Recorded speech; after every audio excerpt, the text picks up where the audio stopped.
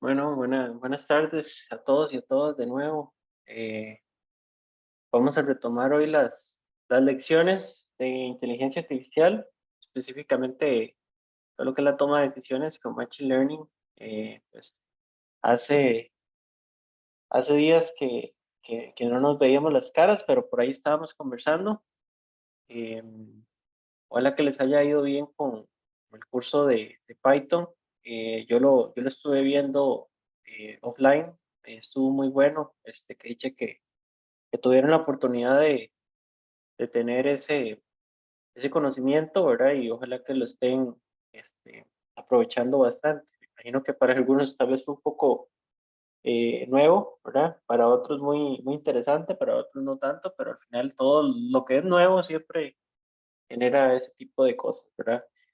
Y volviendo un poco a lo que habíamos visto la última vez, en la parte teórica, eh, quedamos en la parte de predicciones y habíamos visto lo que era la regresión lineal. Vimos un ejemplo muy sencillo, demasiado sencillo en la parte em, de cómo realizar el cálculo utilizando una herramienta sin código, no code, eh, que simple y sencillamente es una hoja de cálculo, ¿verdad? Excel, un Google Spreadsheets o pues cualquier otro. También eso lo pueden hacer en OpenOffice, etcétera.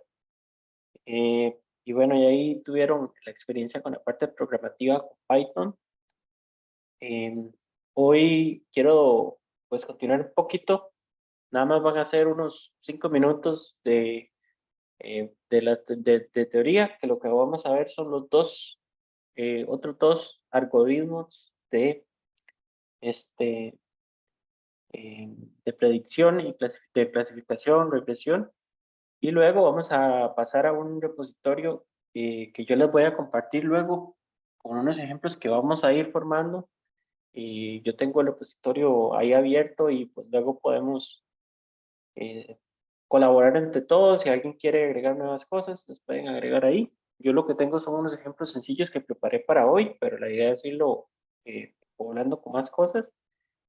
Yo trabajo principalmente en Node.js, pues básicamente es JavaScript, para que vean también otra forma de hacerlo. Python es conocido como el top, ¿verdad? El top lenguaje hoy en día para el manejo de datos y Machine Learning. Sin embargo, existen muchas otras opciones como R, también que lo habíamos hablado. Y hoy en día hay muchas personas que programan en JavaScript y Node.js es el framework, ¿verdad? Que se utiliza para realizar el engine, para programar este tipo de cosas que no son de cara a lo que es un sitio web, porque normalmente cuando hablamos en lenguajes de programación, en informática, de JavaScript es cosas que el usuario o la persona ve, utiliza las acciones y todo esto, ¿verdad? Entonces vamos a avanzar un poco acá. Vamos a seguir hablando de la parte de predicción, que es de lo que más enfoca Machine Learning. Hoy vamos a ver dos: la regresión logística, Logistic Regression, y los árboles de decisión. La regresión logística es un algoritmo de clasificación que se utiliza para problemas de dos clases o clasificación binaria. O sea, vamos a hacer por así decirlo, una clasificación entre A y B, entre X y Y, entre 1 y 0. Aunque la palabra regresión esté dentro de su nombre, realmente es una técnica de clasificación, eh, y buscamos obtener una probabilidad de que una instancia pertenece a una de las dos categorías. ¿Cómo es que esto se utiliza? ¿Cuál es el funcionamiento? Bueno, es una función logística que se conoce como sigmoid. La pueden ver ahí, tiene esa forma, donde f de x es igual a 1 entre el logaritmo de menos x, ¿verdad? Eh, por eso esto siempre va a ser matemática. Aquí no voy a ahondar en cómo es que está la función matemática, sino en cómo es que esta función nosotros la vamos a usar para obtener esa probabilidad. Si en algún momento queremos profundizar más en entender por qué la función no funciona como tal, ¿verdad? Pues lo podemos hacer, pero el ejercicio de hoy es que entender que esta es la función que se utiliza para llegar al resultado que queremos. Los valores que nosotros vamos a obtener van a estar entre un rango entre 0 y 1, ¿no? Y para tomar una decisión, el umbral, o sea, a partir de, es de 0.5, ¿verdad? Cuando vamos a obtener ese valor. Aplicaciones, muchas, aquí unas sencillas, ¿verdad? Detectar el spam en los correos electrónicos para diagnóstico médico, como la detección de enfermedades, clasificación de clientes en marketing, mercadeo y análisis de riesgo crediticio. Aquí vamos a ver nada más algo sencillo. Termino los slides y ya vamos a ver el ejemplo de código del algoritmo para que no se aburran con la parte teórica. Aquí tenemos cómo se visualiza, ¿verdad? Tenemos una cardiopatía, un ejemplo, cardiopatía isquémica según la edad. Tenemos la edad y la probabilidad de esta enfermedad. Aquí se realizó y normalmente las curvas de una regresión logística se van a visualizar de esta manera. Va a tener esa figura como de S, ¿no? Y así es como lo vamos a visualizar. Árbol de decisión o decision tree. Bueno, esto es algo que de hecho en computación, ingeniería en sistemas, lo llegan a ver mucho, parte de el curso de matemática discreta o no sé si todavía se llama así, pero ahí van a ver tanto los decision tree como los árboles de binarios, no binarios, etcétera. Básicamente es un algoritmo o un proceso de clasificación y de regresión. Se basa en estructuras jerárquicas de nodos, o sea, este, vamos a tener diferentes, por así decirlo, niveles, ¿verdad? Donde cada uno de esos nodos va a representar una decisión que se basa en un atributo o una característica, en algo que nos da una particularidad más para realizar las estructuras de datos. Ahí me pusieron en el chat, sí. Sí, es que primero estructuras de datos es como el segundo y primero se ve matemática discreta, ¿verdad? Que es como la teoría y estructuras de datos ya la aplicación como tal. No sé, tal vez ya ahora no sea así, pero cuando yo llevé el plan de estudio se llevaban las dos estructuras discretas y luego ya estructuras de datos. Construcción. ¿Cómo es que se construye? Ajá, estructuras discretas. ¿Cómo se construye un árbol de decisión? Bueno, tenemos datos de entrenamiento y se usa técnicas de visión recursiva. O sea que empezamos a hacer una evaluación donde llegamos a un punto y luego nos devolvemos y empezamos otra vez a evaluar donde quedamos, ¿verdad? Hasta llegar a un punto donde ya no hay más datos o donde ya llega la cadena jerárquica en ese sentido.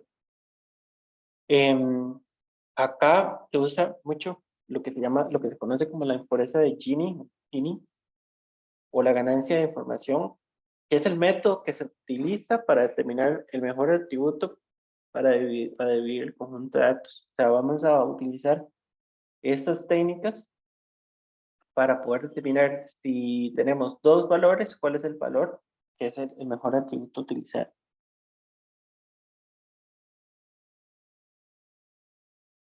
Algo interesante de los árboles de decisión es que hay que evaluar su rendimiento, ¿verdad? Más que todo por los datos no vistos, porque a veces toca hacer sobreajustes. Eso, bueno, depende del tamaño que tenga el conjunto de datos que nosotros vamos a pasar por un árbol de decisión. Si hay datos a los que nunca se llega o nunca se utilizan, pues son datos que realmente no son necesarios y podemos quitarlos. Y si imaginemos un árbol común y corriente, un árbol natural, ¿verdad? Eh, puede ser que lo que nos interesa es que el árbol da frutos, ¿verdad? Y si el árbol da frutos y tenemos 5 ramas, pero de esas 5 ramas solo 3 están dando frutos y la otra solo está echando hojas y flores, pero las flores no, este, no están generando fruto, pues las podemos podar. Eh, un ejemplo es la albahaca, por ejemplo. No sé si todos la conocen, pero bueno, la albahaca es una planta que si uno la empieza a cuidar y le echa agua, bueno, empieza a echar un montón de hojas, empieza luego a crecer em, verticalmente. Y si la dejamos crecer verticalmente hasta que llega a generar una flor, pues la planta llega a morir. Entonces, en ese caso, lo que se recomienda o lo que se hace es una poda. Normalmente se van quitando hojas o se van quitando ramas y a los días o a las horas ya la misma planta empieza a generar nuevas ramas o nuevas hojas y se mantiene a un tamaño más de crecimiento horizontal. Entonces ahí lo que estamos es adaptando ese árbol, en este caso es una planta, pero es el mismo concepto, para que sea funcional para el experimento que nosotros queremos. En este caso es para que pues nos dé más hojas por más tiempo. Llega un momento en el que la planta sí, pues, ya llega su ciclo de vida y muere, pero si la mantenemos así, se va a mantener. Eso es lo del sobreajuste, ¿verdad? Si no dejamos que crezca, si no dejamos que llegue tan alto, lo mantenemos bien podado, entonces va a ser un buen árbol. ¿Qué aplicaciones tienen los árboles de decisión? Bueno, muchas y son muy parecidas también a lo que comentamos anteriormente con la regresión logística, diagnóstico médico para identificar enfermedades, sistemas de recomendación, comercio electrónico, para el control de calidad en la industria manufacturera y para detectar fraudes financieros. Okay. Aquí tenemos un ejemplo muy sencillo y de hecho se parece mucho al ejemplo que traigo del algoritmo. Em, acá podemos ver cómo se empieza con un concepto, ¿verdad? Donde tenemos este sistema de jerarquías, ¿verdad? Donde está el cielo, luego la conexión entre los nodos, ¿verdad? Que vienen siendo cielo, humedad, viento, em, indica una acción, en este caso un pronóstico, si está soleado, si está lluvioso, si está soleado hay humedad, si está lluvioso hay viento, y luego si hay humedad, alta, normal, ¿verdad? Si es alta no, si es normal sí, si tenemos nublado en el centro, por ejemplo, sí, y si tenemos viento, ¿verdad? Si es débil o fuerte, sí o no. Al final tenemos el atributo, valor y una clase, ¿verdad? Y necesitamos determinar un sí o un no. Entonces, pensemos en que vamos a hacer un pronóstico donde tenemos el cielo. Ok, el cielo está, está soleado, ¿verdad? Ok, la humedad, ¿cómo está? ¿Está normal o está alta? ¿Verdad? Está alta, entonces es un no. Pero si hablamos lluvioso, pues bajamos y hacemos la misma evaluación, viento, débil o fuerte, sí o no. Entonces así obtenemos una predicción basada en, en esos valores. ¿Alguna pregunta sobre la teoría? Para pasar a la parte de los algoritmos. Profe, una consulta. Sí, ¿Siempre el árbol, digamos, va a tener un máximo de dos posibles decisiones o eso puede variar? es un árbol binario, entonces sí, son dos decisiones. Ah, ok, sí es binario, Sí, entonces, gracias. sí.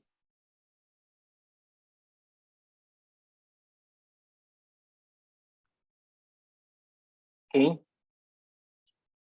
Voy a dejar de compartir la presentación para pasarme, aquí están las referencias, luego tengo que subir esta y me parece que tengo pendiente de subir la otra por ahí, tengo que actualizar eso, para compartir la otra parte, está el código.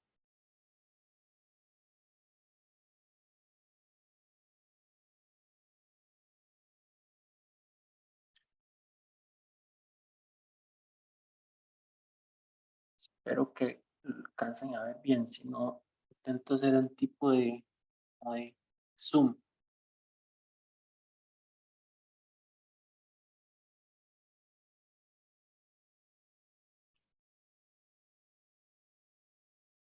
Y ¿cómo ven ahí? Vamos a ver, voy a pasarme acá.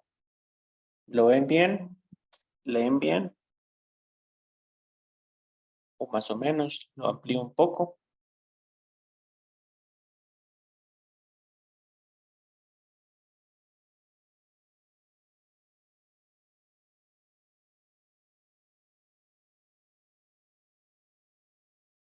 ¿Escuchan?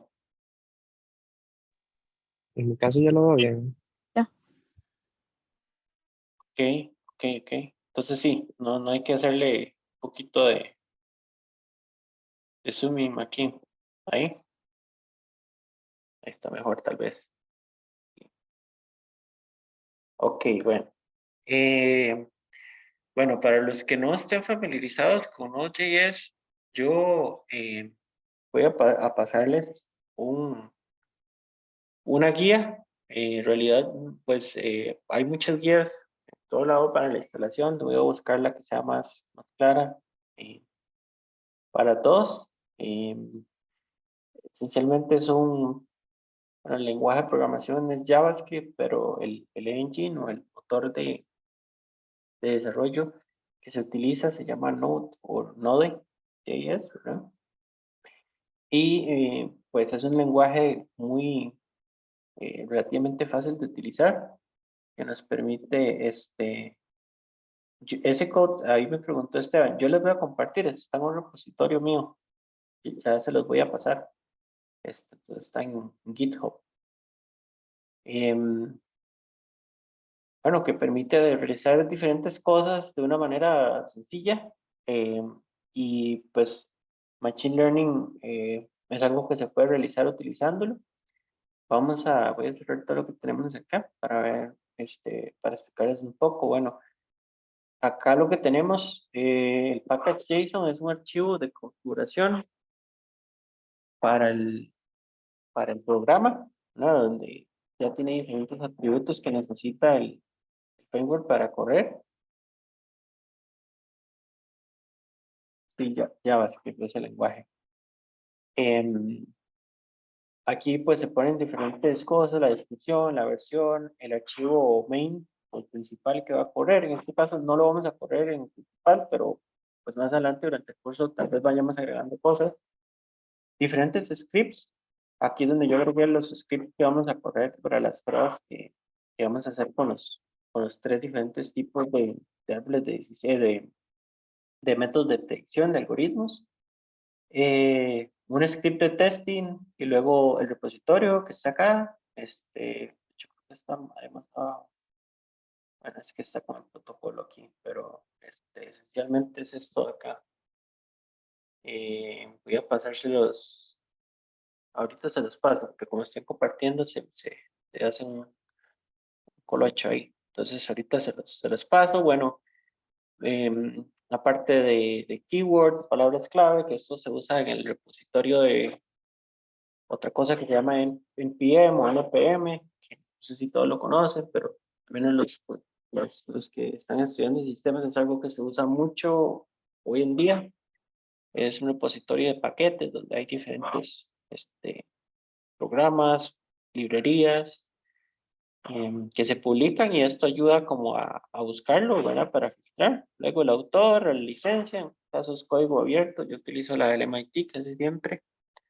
Em, Box, aquí tira la URL de Box de GitHub, ¿verdad? Aquí es donde está el repositorio de código, el homepage, que simplemente es el README, que puede agregar unas cositas, y luego, muy importante, las dependencias. que son otros programitas, ¿verdad? Otras librerías que ocupamos utilizar para que nuestro programa funcione. Que otras personas ya lo hicieron, y lo trabajan, están manteniendo el mantenimiento. Y nosotros utilizamos esas herramientas para generar lo que nosotros ocupamos. Luego en el index, ahorita como les dije, no tenemos nada porque no, para el ejercicio no lo necesitamos. Y vamos a ir un poco más a detalle. Vamos a empezar con el que vimos la primera vez. Entonces, ¿qué tenemos aquí?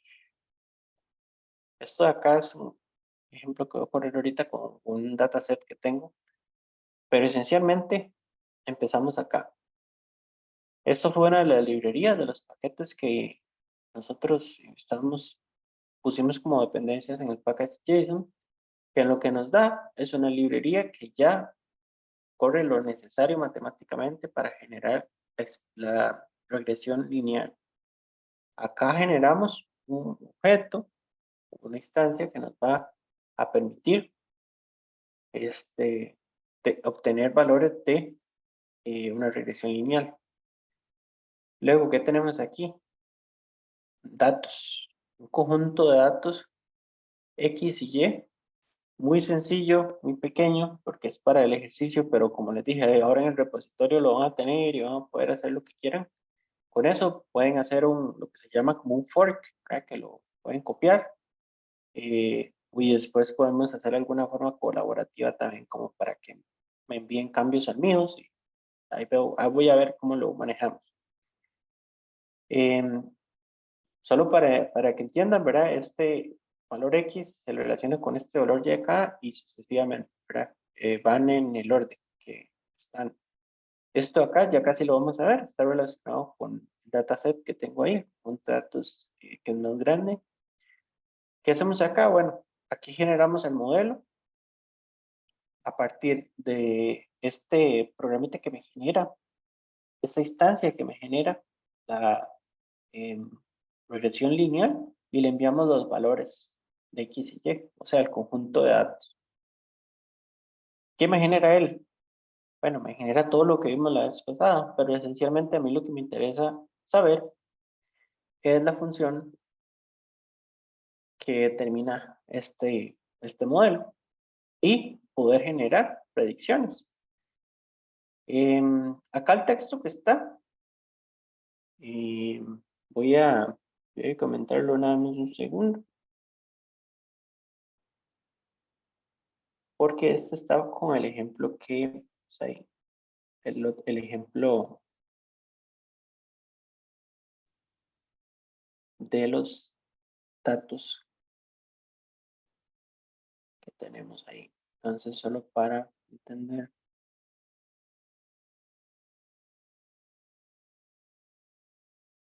Parece que para muchos esto puede ser un poco confuso, pero ahí vamos poquito a poquito para que vayan entendiendo. Entonces, ahora, acá lo que vamos a tener es, como ya tenemos un modelo y tenemos una f de x, una función, le vamos a decir modelo que me haga una predicción recibiendo un valor. En este caso voy a cambiarlo. Si vemos los valores que están acá, sí, voy a poner un valor 10, por ejemplo. A ver qué pasa. ¿Cómo corro yo esto? Bueno, ¿se acuerdan que acá hay una parte donde dice scripts? Ahora, hay dos formas de instalar estos paquetes. Yo sé que lo ideal hubiese sido explicar aparte de la instalación y todo eso, pero también no quería confundir mucho todo el mundo. Pero hay uno que se llama yarn y otro que se llama npm. Al final es cuestión de gustos. Yo, como les dije, yo les voy a compartir cómo instalar eso. Y ocupamos instalar el core que corre Node.js, es el engine donde corre este JavaScript. Ocupamos instalar o yarn, un npm y Node. Entonces ya cuando tenemos esas cosas, hay un archivito que se llama npm rc, que simplemente es donde le ponemos la versión que nosotros ocupamos. Y eso va a venir ahí de guía. Entonces nosotros primero vamos a decirle que utilice esa versión del node que ocupamos. Y la de npm que ya la trae como por defecto en la instalación. Igual la podemos cambiar, pero esa no funciona. Como ya tenemos eso, entonces yo ya tengo instalado el programa, pero básicamente yo uso yarn. Cuando corremos yarn, él me va a instalar todas las cosas primero, ¿no? Entonces, va a salir aquí una lista de que está instalando paquetes y al final me tira este mensajito y ya estamos listos. Ahora, para correrlo, vamos a ver qué opciones tenemos. Tenemos estas 4 opciones. Vamos a correr esta de arriba. ¿Cómo se corre? Simplemente ponemos yarn y el comando que pusimos aquí.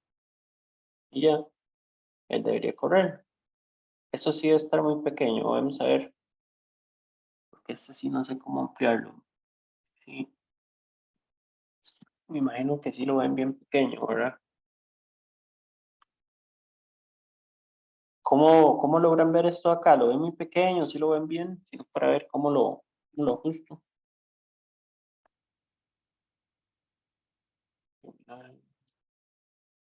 Es muy pequeño, no se ve nada. Sí, vamos a ver.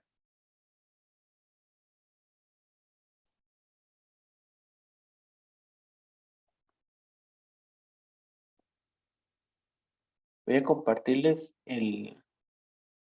la consola, mejor un segundo.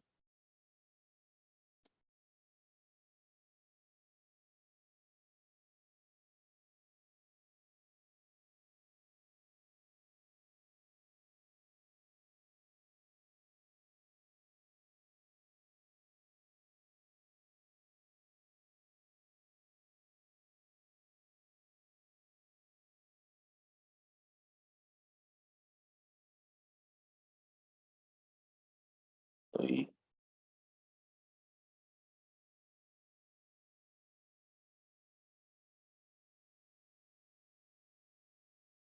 ok.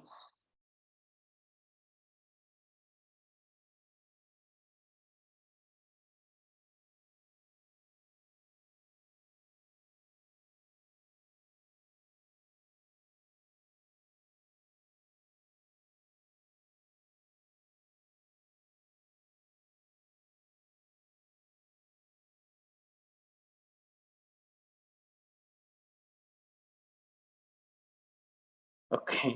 Bueno, está muy grande, pero yo creo que ya ahora sí la ven bien, ¿verdad?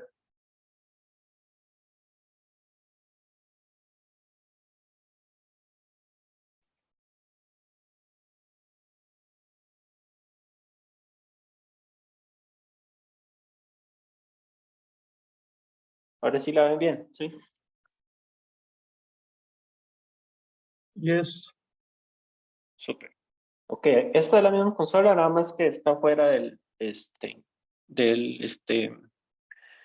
editor de texto, del visualizador de código, editor de código. Básicamente aquí es lo mismo. Entonces, yo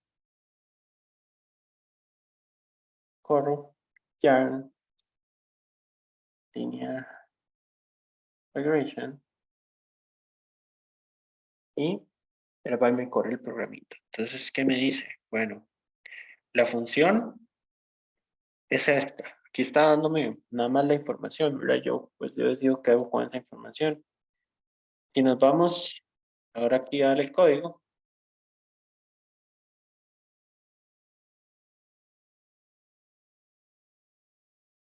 Le dimos un valor de X de 10, y me está dando un valor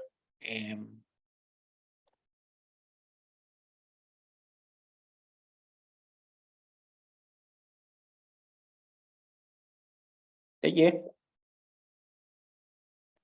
Y de 48.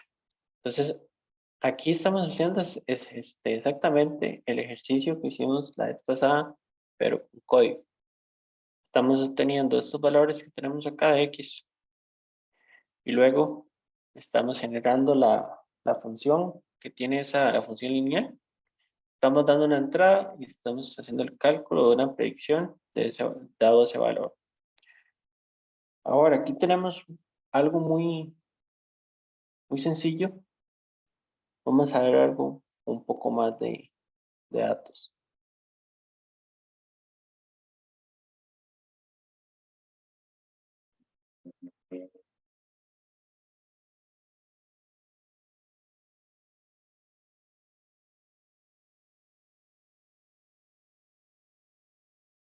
Ok. No le importa. Vamos a ver el DataJSON. Aquí no tenemos millones de datos, pero sí tenemos un poco más de datos de los que tenía el ejemplo, ¿verdad? De X y Y. Como podemos ver, lo que estamos manejando es un X que está hablando de los años de experiencia y un salario relacionado a esos años de experiencia. Entonces ahí va subiendo, conforme va subiendo el salario. Esto es un dataset que me conseguí por ahí, una página que también se las puedo compartir, que tiene datasets de prueba gratis, en este caso pequeños, ojalá creo que Amazon tiene varios, Google también, donde uno puede encontrar datasets de mucho más datos, ¿verdad? Pero acá entonces lo que vamos a hacer ahora es cargar la misma función, pero con estos datos ahora. Aquí lo que estoy haciendo, esto no es lo ideal es tener este data.json listo, pero para poderlo generar, yo lo mapeé de esta manera. Esto es una función que permite realizar un mapeo de un arreglo de datos, llámese esta lista con estos, cada uno de estos se llama un objeto, ¿verdad? Donde tenemos dos atributos. Y aquí estamos generando otro arreglo de datos, pero solamente con los años de experiencia en el orden en el que están. Y otro conjunto de datos como este con los salarios en el orden en el que están. Y cada año se relacionan en su respectivo orden, 0 con el 0, 1 con el 1 y sucesivamente, ¿verdad? A los años de experiencia. Pasamos la misma función, obtenemos la función y ahora le vamos a decir que más o menos entonces que me haga la predicción. Ya tenemos 10, aquí el máximo, a ver, el máximo que hay aquí es 10.5, entonces vamos a ver si le 12, a ver qué pasa. Vamos a ir a la otra pantalla, vamos a correr. Aquí, obviamente, en este caso, la función es una función más compleja, ¿no? Estos son los valores que nos genera esa función lineal. Y ahora nos tenemos que la predicción del salario para 12 años de experiencia son $139,192 anuales. Por curiosidad, vamos a ver, por ejemplo, y vemos que es mayor que esto que acá, entonces tiene sentido y se supone que la tendencia, ¿verdad? La marca la función lineal que está acá. ¿Alguna duda hasta el momento con esta parte de la función lineal que está acá?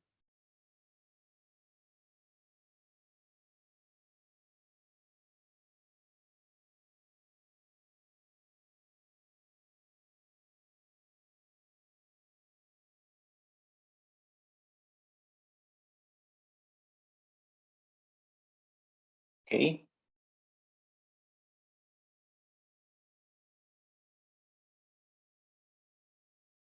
Está acá. La idea es, digamos, acá tenemos este paquete, luego en el paquete pueden ir y buscar la documentación. Hay otra función lineal que es la polimórfica, si no me equivoco, o poligámica. No me acuerdo cuál de las dos es. Em, que permite más ingresos de datos, ¿verdad? Y aquí empieza a jugar con esto, ¿verdad? Entonces, ¿cómo es que funciona el, el, el Machine Learning, por ejemplo? Que no me acuerdo si la vez pasada, si la persona que me había preguntado la vez pasada está hoy en la clase. que cómo era la diferencia entre la estadística y el machine learning, ¿verdad? Bueno, es muy sencillo porque nosotros hacemos esto que estamos haciendo acá y corremos estas predicciones con ingresos de valores, con entradas de valores, y vamos generando y generando valores, hasta ir generando ese récord, ¿verdad? O ese registro, donde nosotros podemos ver que hay una, eh, no le llamemos homogeneidad tal vez, pero él va creciendo de la misma manera, va teniendo ese valor por la función lineal. Entonces nosotros mismos podemos encargarnos de generar esos datos basados en lo que ya tenemos acá. Podemos empezar a agregar el 11.5, 11, no sé, 12 y 12.5 y hasta donde nosotros queramos, podemos llegar a 30 años, no sé, y ya podemos saber cómo es que se comporta y utilizar eso, por ejemplo, como para, en este caso, este ejemplo de salarios, pues generar los rangos salariales dependiendo de la experiencia, ¿verdad?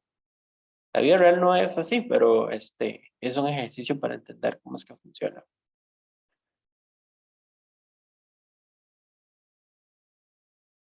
Ok, luego, aquí tenemos el otro tipo que estamos viendo hoy. Y como contesto aquí está, ok, los controles de Zoom. Tenemos la regresión logística. La regresión logística es diferente, ¿no? Donde lo que vamos a hacer es vamos a definir esos dos tipos, ¿verdad? Y nos va a generar un valor. Entonces acá tenemos, eh, el paquete es otro, en este caso es Logistic Regression, donde creamos un objeto igualmente, donde tenemos el conjunto de datos. En este caso, el conjunto de datos son pares, ¿no? Esos pares, ¿no? Tienen dos valores numéricos, y vienen siendo los X y los Y a la hora de hacer el mapeo. Acá hacemos pues una separación para poder obtener esos X y Y. Lo hacemos por medio del mismo mapping, ¿verdad? Donde aquí tenemos un par y queremos obtener ese mismo par. Y aquí tenemos un par, pero queremos obtener nada más el valor Y. Creamos el objeto igual que en el otro caso, ¿verdad? En este caso de regresión logística, y le enviamos su valor de X y Y.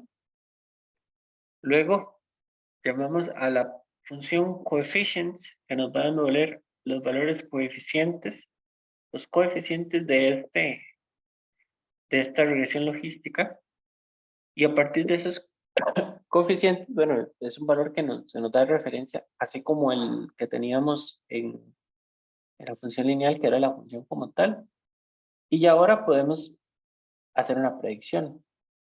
Y la predicción que vamos a hacer en este caso va a ser recibiendo un 6 y un 1. Vamos a ver cuál es el resultado que tenemos aquí.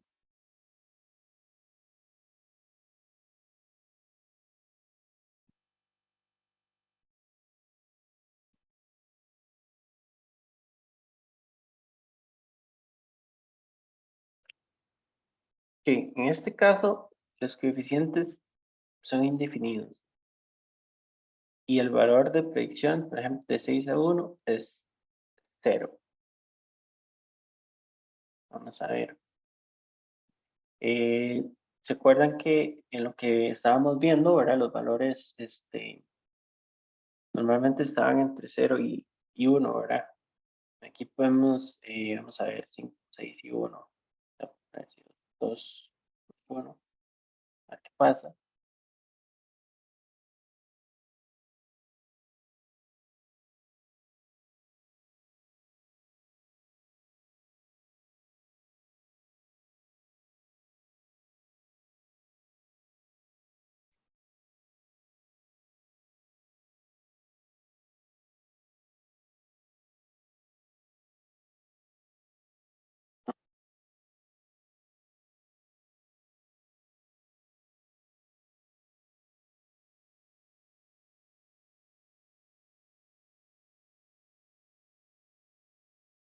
Aquí algo raro con la función. No.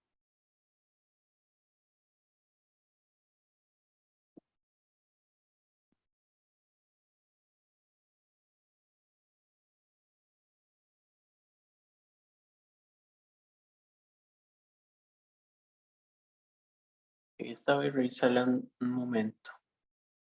Que hay algo aquí.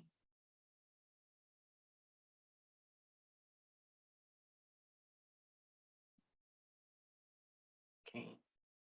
Por ejemplo, estas librerías las podemos encontrar bien. Ese es el package que yo les comentaba, ¿verdad? Y aquí tienen documentación.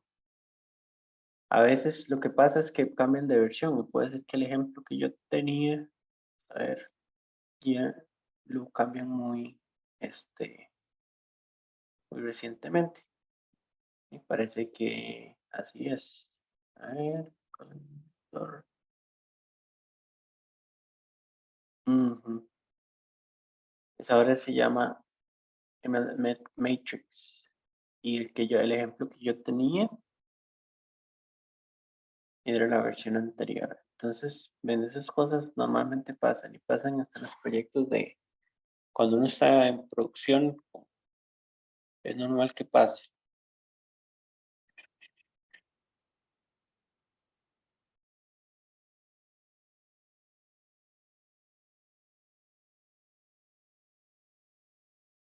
Que vamos a ponerlo aquí para continuar y casi vamos a arreglar. Hacer un par de cambios.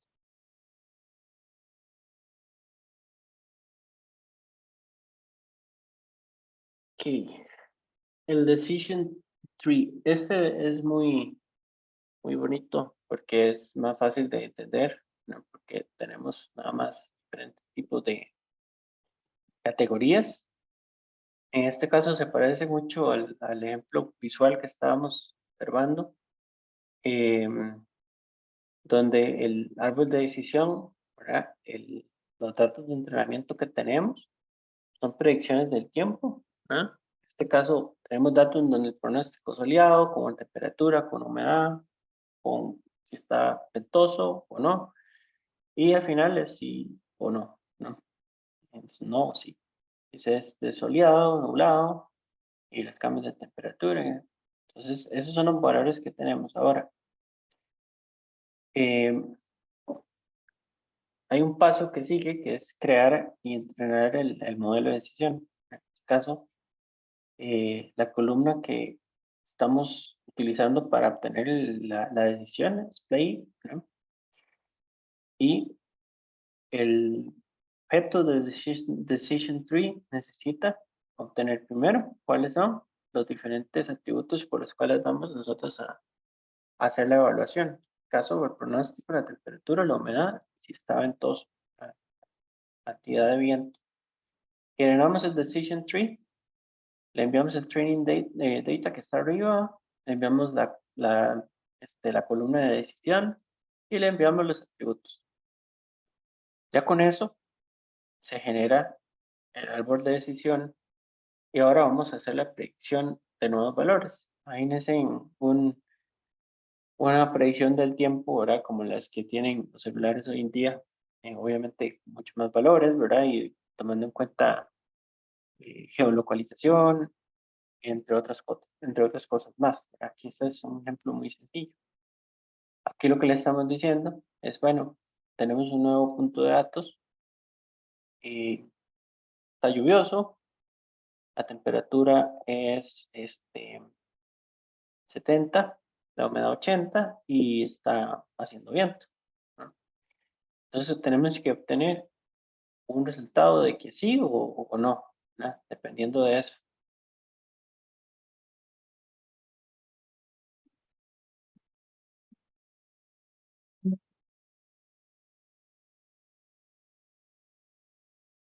Ok, obtuvimos un no. Bueno, aquí es importante entender, ¿verdad?, cómo es que esto funciona. Si vemos el no, empezamos a ver un poquito cómo es que está el asunto, ¿verdad? Pero obviamente el forecast que está acá, o sea, el pronóstico, está lluvioso, primero que todo, no existe, ¿verdad? En los valores de entrenamiento que le dimos, pero sí tenemos valores de humedad, tenemos valores de temperatura y de viento. Entonces, si la temperatura es 70, en este caso, bueno, pues la temperatura no es 70, hay que eh, visualizar el árbol, ¿verdad? Humedad 80, tenemos humedad 80, pero hay uno que está cercano, ¿no? Que está acá, y viento que sí, ¿verdad? Ok, viento sí. En este caso, bueno, él lo que hace es, pues, obtener los valores más cercanos. En este caso, bueno, evaluando la temperatura 70, bueno, el más cercano, a pesar de que es este que está acá, realmente tiene que hacer match con más valores y el más cercano viene siendo el, este que está acá, el de Sunny, ¿verdad? Con 85 temperatura y vuelo false, en este caso true, entonces este de acá de abajo y nos va a generar un no. Eso para intentar explicarles cómo es que funciona, ¿verdad? Lo ideal es tener millones de datos, miles de datos que van a dar un pronóstico más real. Pero el cálculo de esto es sumamente sencillo y hay que entender que no es necesario inventar el agua tibia. Em, el uso de esto, cierto que es programativo, pero en realidad son cosas muy sencillas que si a alguien pues le interesa aplicar en su trabajo, llámese trabajo administrativo o de algún tipo de otra ingeniería, créeme que es un plus tanto Node como Python. El hecho de no saber programar, yo no lo veo como un bloqueo, eh, pues va a ser mucho más ayuda, claro, si uno sabe programar, porque pues va a poder hacer muchas más cosas, ¿verdad? Pero es algo muy fácil de aprender y que les va a generar un valor muy alto. Ahora, estos valores que acá y los estamos pintando en una consola, ¿verdad? Que realmente esto solo nosotros los desarrolladores la usamos, pero pues hay formas que se pueden buscar para que esta predicción se guarde en un archivo, por ejemplo, CSV, que son los que se pueden abrir en Excel o en Google, o para que se guarde en un sistema, o para que este, se genere un PDF, etcétera. Cualquier cosa que nosotros necesitemos como salida, ¿verdad? Es algo que se puede hacer. En caso de que alguien necesite algo así, lo podemos ver, digamos, generar algún tipo de reporte, ver algo visual, que ya eso sí, ¿verdad? Ya eso requiere, pues, profundizar más en el área de programación, ¿verdad? Pero y hoy en día existen integraciones que nos permiten realizar eso con mucha facilidad, sin tener muchos conocimientos de programación. Como les dije, les voy a compartir el repositorio para que lo descarguen. Voy a actualizar, antes de pasárselos, voy a revisar nada más linear regression, perdón, el logistic regression, que creo que sí, definitivamente esta versión que tenía por ahí eh, ya no es la que se está usando, sino la que estamos viendo acá, pero al final es estar acá. Los valores que están acá son los que ya nosotros tenemos ahí, pero sí me gustaría hacer un par de pruebas para ver y se los compartiría. Em, ¿Alguna duda, comentario? ¿Están asustados? ¿Quieren hacer más o no?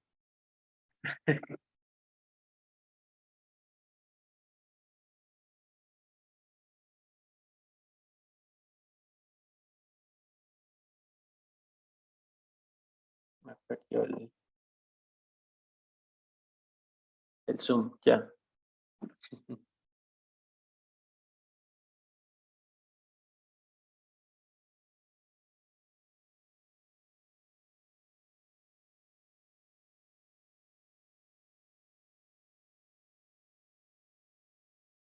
Emilio, una pregunta.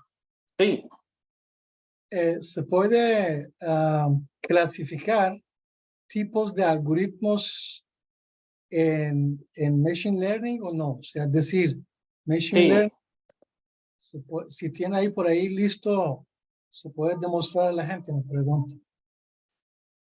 sí, se pueden clasificar algoritmos, digamos, si son de clasificación o de regresión, a eso se refiere, sí. Eso es algo que se puede hacer. O sea, Existe, digamos. decir que en Machine Learning, que ya es arriba, ¿verdad? Después viene redes neuronales, después hasta viene redes de convolution, etcétera, etcétera. Preguntar, ¿qué tipo de algoritmos, qué tipo arriba, si yo tengo aquí Machine Learning, qué tipo de algoritmos inmediatamente después de Machine Learning se utilizan de tipo en el Machine Learning? Tipo, clasificación. Y Ok. como se refiere, digamos, como si son, digamos, hoy vimos dos, que uno es de clasificación y otro también es como de jerarquías, que es el decision tree, ¿verdad? El árbol de decisión. Pero también el árbol de decisión funciona como de ambas, ¿verdad? A eso se refiere. Ah, esos son dos. ¿Cuántos tipos más hay? ¿Solo hay dos o más? Hay un montón, hay un montón, profe. Sí, pero en clasificación no pueden ser montones. Ok, ok, No, ok. no estoy diciendo ya nombrar o llamar, digamos, esos algoritmos uno por uno. Clasificación Ya. predictiva, no sé qué, cosas, no sé, tiene que ser algo, ¿no? Sí, sí, están, este, bueno, los que vimos que uno son los del aprendizaje supervisado, los del aprendizaje sin supervisión, los de refuerzo. em, y ya si Estos, nos vamos a algo más profundo, ¿verdad? A una línea más del Machine Learning, están los de regresión, ¿verdad? Que son los de regresión, que son estos que vimos. Hay unos que se llaman también bayesianos. Los bayesianos, pues, son los que se usan mucho para clasificaciones. Los algoritmos de árbol de decisión, que es como este. Los algoritmos de agrupación, que son para ponerle categorías a las cosas que no están como con labels, etiquetadas. Los de reducir dimensiones. Por ejemplo, sé, si uno tiene muchos datos o muchas variables, necesita reducir eso a algo más pequeño. Muy importante los de redes neuronales, ¿no? voy a preguntar un poco más específico. No sé qué, Marcela está por aquí o no. Marcela, doctora, está por aquí. Marcela es investigadora. Sí, señor, aquí estoy. Hola, Bueno, Marcela. Dígame, hola, ¿cómo estás? ¿Todo bien? ¿todo bien?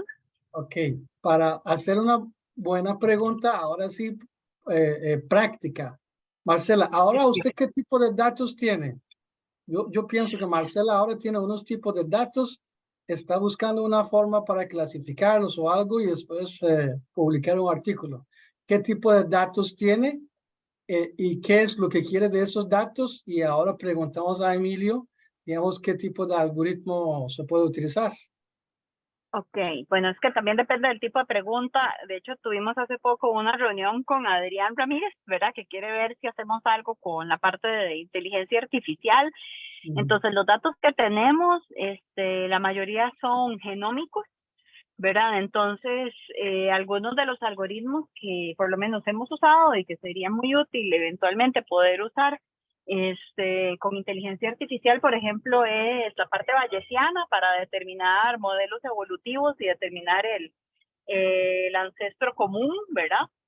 Entonces, esa sería una combinación de datos genómicos y fechas. Algo más que hablábamos era la capacidad de predecir ya sobre un genoma ensamblado, cuáles son pseudogenes, que entonces eso sería en mi cabeza, ¿verdad? Desde el punto de vista informático, como buscar sustituciones, porque son 4 letras, ¿verdad? A, C, G, T. Y entonces, por ejemplo, buscar la probabilidad de, la toma de decisión, ¿verdad? Digo yo, que si encuentra, por ejemplo, A por T significa tal cosa, si encuentra G por C significa tal cosa. No sé si eso más o menos sería información inicial para responder algo así como lo que me está preguntando. Sí, quiero de su respuesta, quiero preguntar de Emilio, si escuchó, ¿qué tipo de algoritmos de Machine Learning se puede utilizar para esos datos? A eso me refiero. Eso es un ejemplo. Ok, más bien, gracias. Sí, sí, yo sé qué es lo que estoy haciendo, porque estudiantes aquí están preguntando, ahora, ¿cómo puede servir qué tipo de algoritmos? Entonces, ahora, un ejemplo real, los datos que Marcela está diciendo, por ejemplo, y ahora, ¿qué tipo de algoritmos para esos datos mencionados por Marcela, Emilio, son algoritmos típicos famosos de Machine Learning? No sé, tal vez no tienen la memoria o... Sí, bueno, ahí pasé un link donde están las categorías que les estaba mencionando, pero Sí. básicamente es que están sobre esas categorías digamos, de los bayesianos, las redes neuronales, todo eso son categorías de algoritmos. O sea, dentro de ellas ya están los algoritmos con nombre como tal, ¿verdad? Exacto. Las máquinas de soporte vectorial también, hay una que esa es Es- para identificar variantes genéticas, por ejemplo, clasificar enfermedades, lo que es, o sea, por la decisión que vimos ahorita, hay otros que se llaman bosques también aleatorios, que permiten identificar marcadores genéticos. Entonces, pues hay un montón de opciones, digamos. Hay uno que se usa mucho, que de hecho fue el que vi en el curso del MIT, que es el análisis de componentes principales, o PCA, que es para reducir la dimensionalidad y la visualización de los datos. Básicamente, pues es a partir de una matriz, ¿verdad? Que se realiza eso, y se va haciendo una reducción y se van entendiendo mejor los datos. Hay muchas categorías y muchos tipos de algoritmos, pero con los datos que uno tenga, así como ese ejemplo de Marcela, ¿verdad? Es donde uno va determinando qué camino tomar. Hay que aprender también, por ejemplo, qué modelo predictivo, puede ser que tengamos dos, qué modelo predictivo es el que mejor me da resultado. A veces hay dos que tal vez puede ser que se considere que uno es mejor que el otro, pero tal vez para un tipo de datos es mejor el otro, que no es considerado el mejor, ¿verdad? Eso pasa mucho. Una pregunta. ¿Qué tan frecuente entonces en este caso sería utilizar los dos modelos, digamos, y quedarse con el que tenga mayor soporte? O sea, ¿es común que lo hagan o más bien se considera una pérdida de recursos, verdad? Porque obviamente todo el tiempo que esté corriendo ahí el análisis es hasta electricidad, ¿verdad? Entonces, ¿qué recomiendan? Pero nosotros, digamos, algunos análisis a veces los corremos con, no sé, con 1.000.000.000 de iteraciones, ¿verdad? Pensando en BIST, que utiliza inferencia bayesiana, ¿verdad? Y dependiendo, a veces no logramos que las cadenas converjan, entonces toca correr otro análisis. Entonces, en la parte de inteligencia artificial, ¿se selecciona este modelo predictivo desde el inicio o se puede ir corrigiendo o te toca hacer uno primero y después el otro? No sé si me voy a entender. Sí te comprendo. Sí, yo creo que ahí en ese caso, pues si es algo que ya está muy probado y con ese tipo de datos y se sabe que tiene el mejor rendimiento, ¿verdad? Y la mejor predicción, pues uno tomaría ese camino.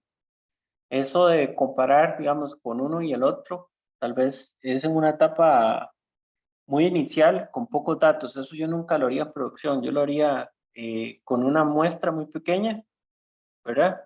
Digamos, si la producción se corre en un día, esa muestra se corre en una hora, una cosa así, o hasta menos, en unos minutos o 30 minutos, pero que es suficiente para yo poder determinar que me da una predicción mejor uno o el otro, ¿verdad?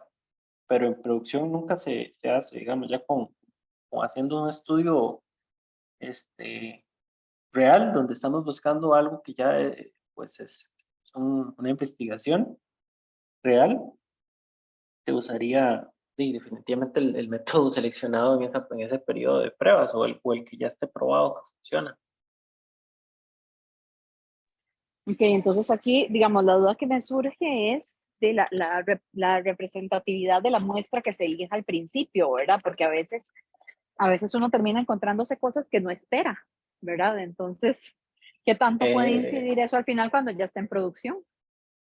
sí, por eso es que hay que tomar en cuenta todo lo que vimos de buscar los valores que son atípicos, tomarlos en cuenta. Toda esa evaluación de los datos antes de procesarlos es muy importante para evitar que pasen ese tipo de cosas que usted está pensando, digamos, donde tal vez no se tomó en cuenta algún valor atípico que sí podía darse o algún valor totalmente erróneo, pero lo recomendable siempre es tratar de que esas muestras sean lo más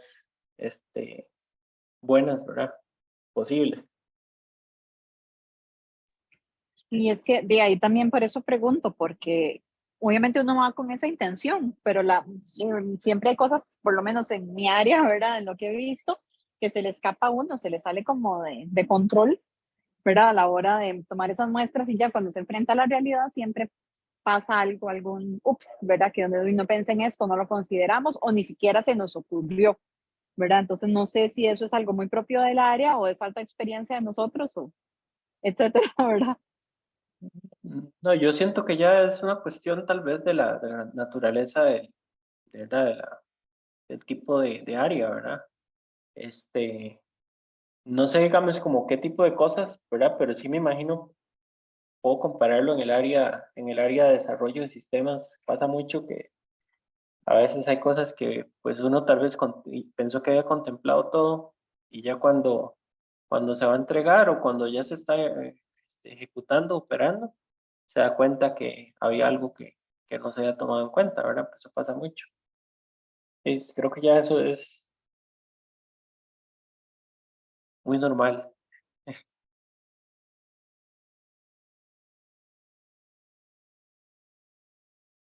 Siempre se Ok, intenta muchas evitar gracias. al máximo, digamos. Ahorita no me acuerdo específicamente cómo se llamaba el concepto, pero era en la parte cuando estábamos viendo las diferentes metodologías eh, de ensayo clínico, no, pues sí, es que al final es como un ensayo clínico, pero donde se hacía al azar, ¿verdad? La metodología para obtener los datos y evaluar con respecto a algún tipo de, de situación, se obtenían los valores al azar y eso nos generaba un poco más de certeza o si lo hacíamos de manera donde seleccionábamos específicamente las dos cosas que queríamos evaluar, eso nos permitía tener un tipo de certeza, pero estábamos perdiendo esa aleatoriedad, ¿verdad? Que también nos permite tener un valor más cercano a la realidad. Este, Creo que toda esa parte de la limpieza y la preparación del conjunto de datos, pero también que siempre va a haber cosas que se van aprendiendo. Cuando uno llega y obtiene un valor así, yo lo que haría es meterlo al modelo, ¿verdad? De predicción. Y ya pues ese modelo se va madurando poco a poco.